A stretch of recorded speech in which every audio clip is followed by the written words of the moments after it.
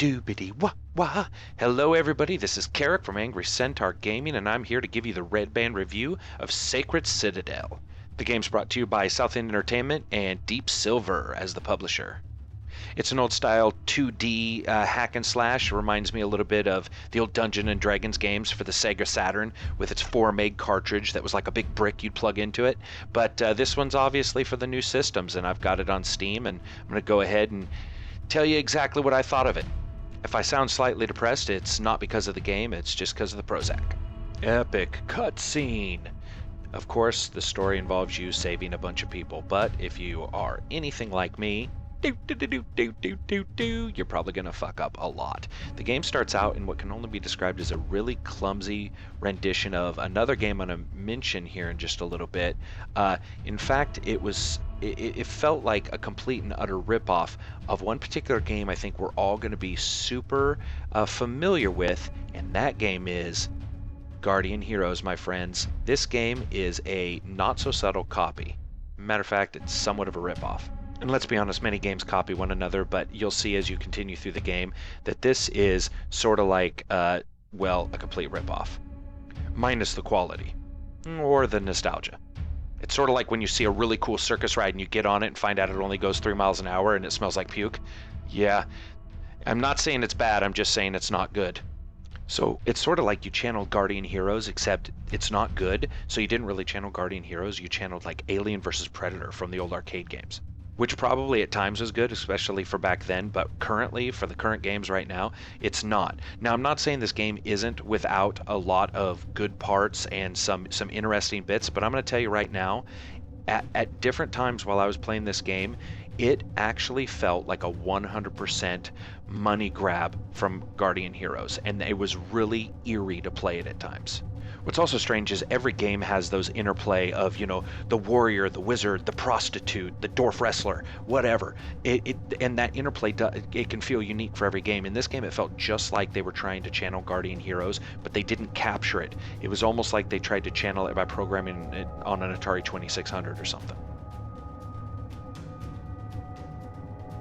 And the story isn't Hamlet. It's not even a Ron Jeremy adult movie. It's more like an etch-a-sketch written by a donkey while it's getting violated by an elephant. I mean, at times I was completely confused, and I'm sure other people are going to say, hey man, you just don't know what you're doing. They say the same thing when I drink out of urinals, but I'm telling you right now, I just didn't get it that much. There's some leveling up stuff that's cool and some weapons that are cool, but I kept comparing it to Guardian Heroes, which is like comparing a Lamborghini to my bicycle, which isn't really cool, unless you like bikes. Honestly, the game's like a digital representation of a Mike Tyson fight. It's like uppercut, uppercut, ear bite. It's the same moves, and you're just rubbing that A button like a G spot. And in the end, you really don't have to learn anything else. It's like being really good at sex, and you're with your woman, and you're continuing to sex her up, and then one day she leaves you for some other dude. It's what's going to happen here is you're going to leave it for some other game, and it's going to be crying in the corner. Now, if they do DLC or they do actual additions to this, I might actually enjoy it far more. Just because maybe they can, throw in a hook or something from Mike Tyson in there, because currently, like I said, uppercut, uppercut, ear bite.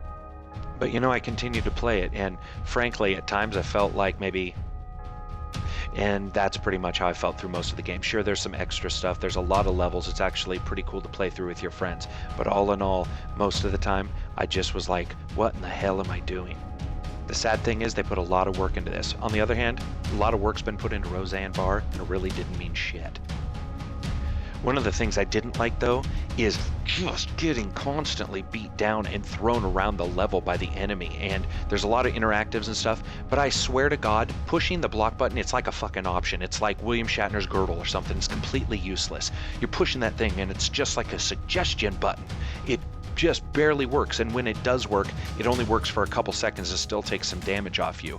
So what you end up doing is rolling around with the damn right thumbstick, which it just seems broken. So I'm sure everybody's in a corner just crying, holding onto their pillow, rocking back and forth, going, Carrick, why were you so mean to this game? Well, the fact is I didn't hate the game.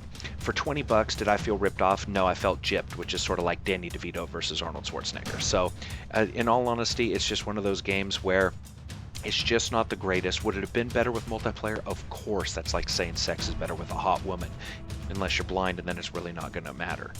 And that's what the game is shattered hopes. It's like being told you're not going to get that porn star wife you always hoped for. Would I suggest this to a friend at 20? No. At 10, if they didn't need anything else at the store, like wipes or napkins or something like that, or something useful like thumbtacks, maybe. But in all honesty, I can't suggest this game to anybody.